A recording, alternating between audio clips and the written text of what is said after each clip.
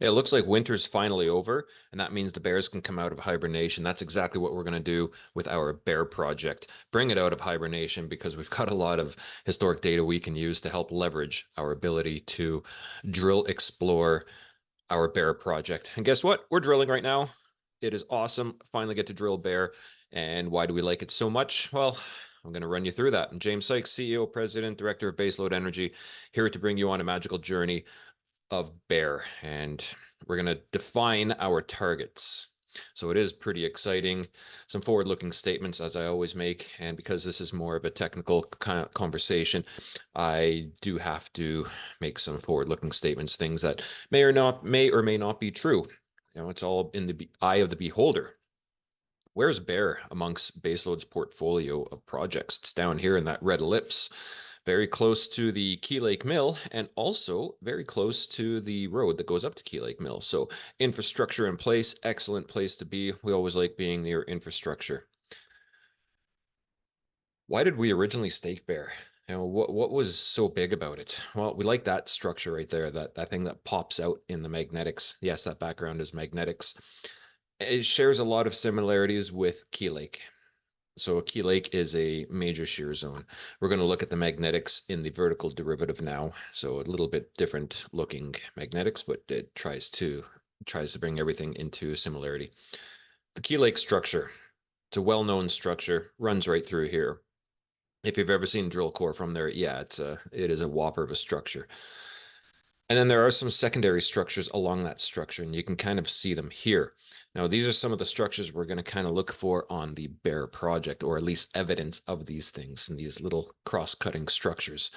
Because one of the things I was taught in geology way back when, looking at how shear structures move, let's look at a book of, or a bunch of textbooks. Okay, this is kind of a mirror image to the Key Lake structure, but it still imparts the same idea. Here's your shear structure. This is your controlling shear structure. In our example, this is Key Lake. Here are those secondary structures with rigid blocks of rock in between. And then along those contacts is where you're going to get your structures to form. When you move the top of the books, we're going to move the top of the books to the right in this image. You can see now that our secondary structures have moved to be in accordance. But what's more important, especially along that main shear structure, are these gap features. And you can see that the books have created gaps. That's dilation. Okay, that's where you would probably get the best structures, where you get a lot of fluid movement. And this simple example using books is a real geological piece of work. I've seen models that have used this same thing and applied it, and it works. So we're going to try to apply this to Bear as well. But there is another set of structures that we're also going to look for. So there's Key Lake model, okay?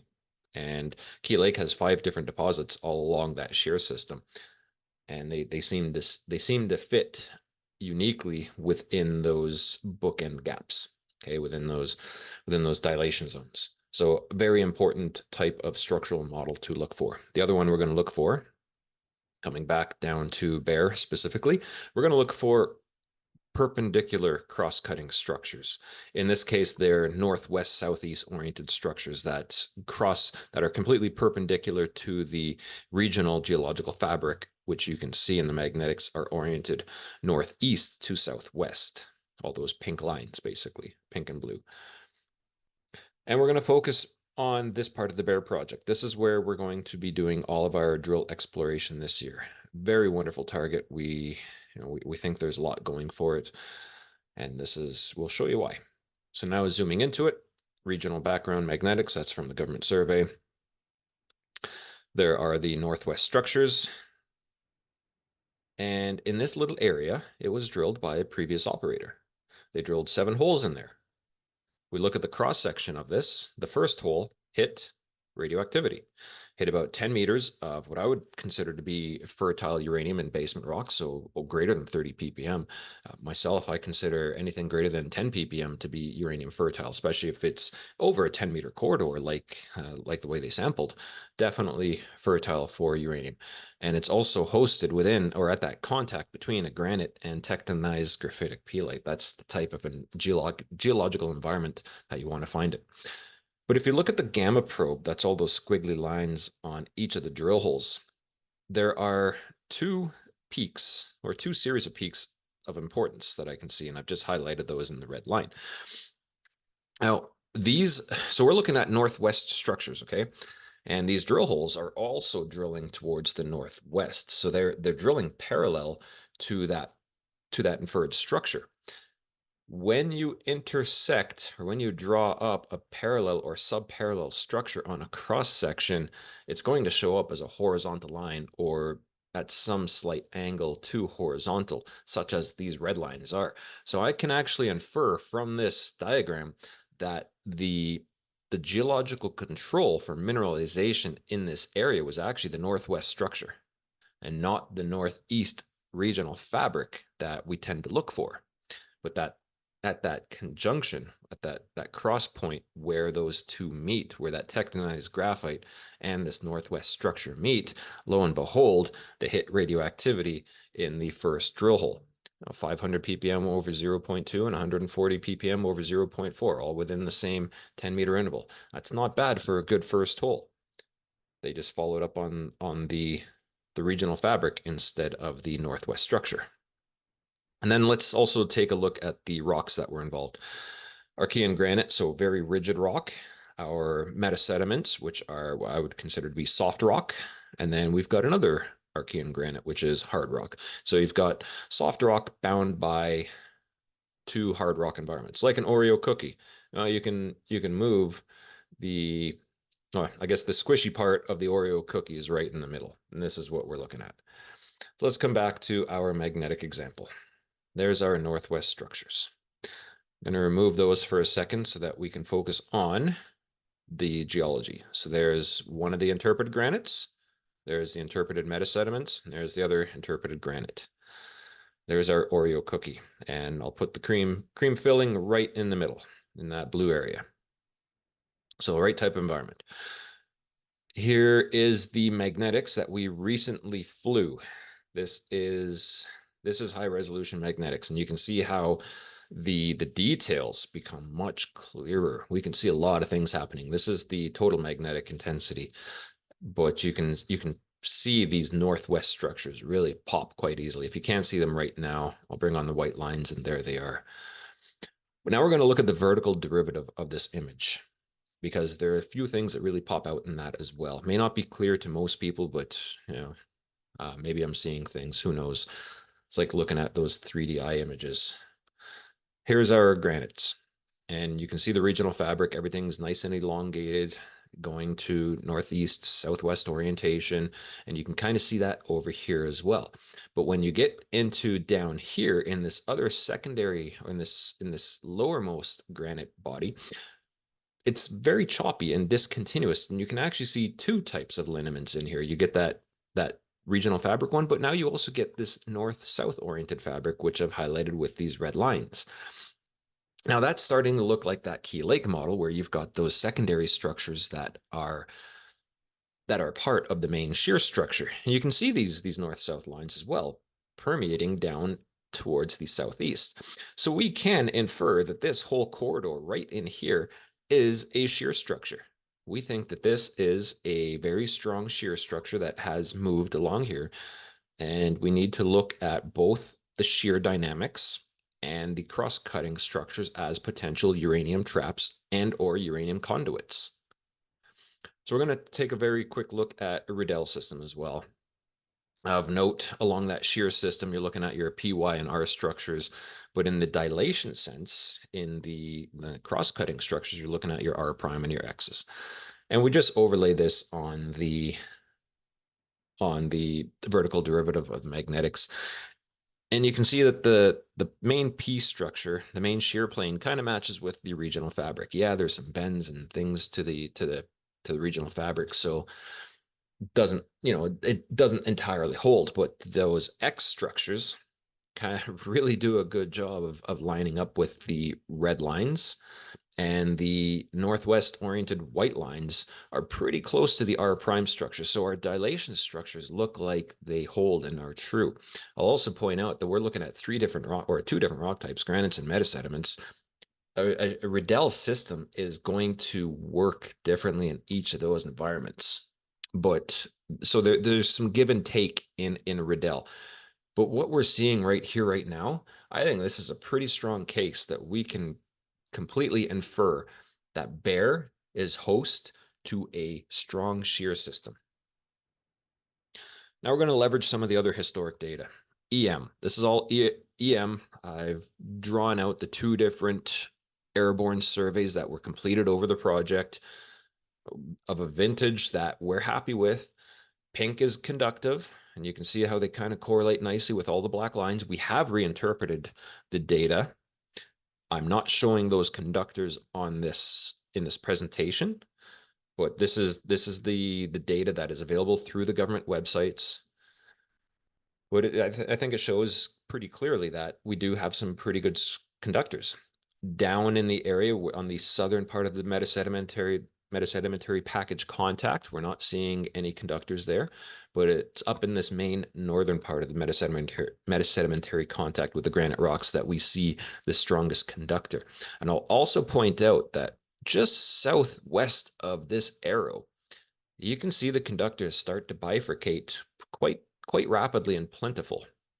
Now, we're not entirely sure if some of those conductor orientations are real or accurate. We have actually changed some of them in our own interpretation. But the point still remains that this whole area just, the conductors bifurcate. There's no way around that in any way that we look at the data. And that's a good thing. That's what I like, because that's where you get your traps. It's almost like it's like traffic moving on, traffic getting all jammed up in traffic jam. Things move slow once they hit this bottleneck, and those bifurcation points are the bottlenecks, and that's where we'd expect fluids to trap as well. So conductor wise, I think that looks good. Conductors are great because they're typically graphitic, and if you've ever held graphite in your hand, you know that it's slippery. The rocks will move along those graphitic planes, which make them a great place to host structures. Previous operator also did some gravity work. They liked this area for the same reasons we do. They liked it because of the massive shear potential. So they prioritized two gravity surveys outlined in those white boxes there. And you can see some of the gravity lows on there. Very interesting gravity lows. Now, I'll highlight them in blue and we'll carry those polygons over onto the magnetic map. So here we are back on our magnetic map with the conductors as well. And you can see that some of those gravity lows occur where the conductors break, which is a sign I love to see in the basement rocks, because it could mean that we're seeing graphite consumption with possibly due to hydrothermal alteration. Seen that many times. We're also seeing some of those anomalies occur at conductor bends, which again is also a good scenario, or conductor termination. So we see a lot of positive overlapping geophysical anomalies at Bear.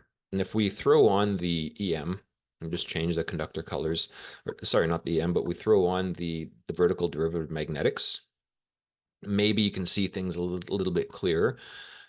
But it really emphasizes that northern conductor, that northern contact between the metasediments and the granite rocks that were drilled previously do have potential, especially along those northwest fault zones, which I believe to have been uranium carriers. So where are our targets? We've got target 1, we've got target 2, and we've got target 3. I will also note that just northwest of target 3, where those conductors pretty well go north-south, there was no gravity surveying up there. So that whole area represents a unique opportunity for additional ground gravity and additional follow-up. But as it stands right now, we can leverage this data and see and infer how prospective Bear really is. And we've also got some secondary targets as well, number 4 and number 5. So we've got plentiful targets as well. We do plan to drill at least three of those target areas, depending on how successful we are. We are drilling right now. Bear is an exciting target. I think it has potential for a new discovery. So let's keep our fingers crossed. Let's see how this drilling goes, and let's hope that we have results that we can bring to the market and get everyone excited about. That's Bear. That's how we defined our targets.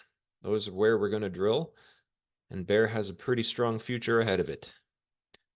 As per always, I thank you for watching. You can please reach out to Baselode and myself. Always happy to hear from new and current investors.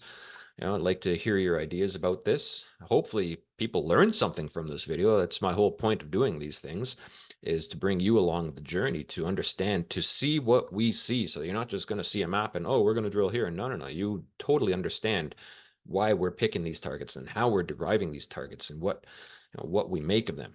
Follow us on Twitter. Follow us on LinkedIn. We like the support. And again, as usual, go to the Ore Group's YouTube channel. There's 8 companies now in the Ore Group, growing group of huge successful companies with some great content on YouTube. So if you're ever bored on a weekend or at night, check out some of our videos, and I'm pretty sure that you will be entertained, and maybe you'll come across a company that you never heard about before, such as American Eagle Gold, Awali Resources, Metal Energy, QC Copper and Gold. Maybe you'll take the chance and invest in some of these quality asset companies because they are very successful as of late. Thanks again for watching, and I hope you learned something. James Sykes signing out, waking up the bear.